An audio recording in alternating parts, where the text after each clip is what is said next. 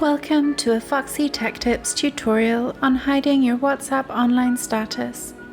If you find this video helpful, please consider subscribing to my channel and liking the video. Open WhatsApp on your phone.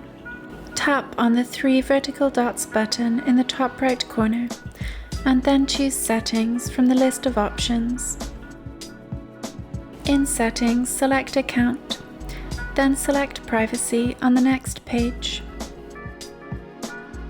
To stop people from knowing when you're online or when you were last online, tap on Last Seen and change it to Nobody.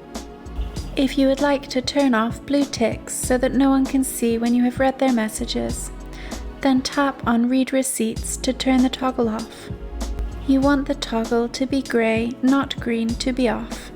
And that draws an end to this tutorial. Please like the video if you found it helpful and subscribe to Foxy Tech Tips for more WhatsApp tips and tricks.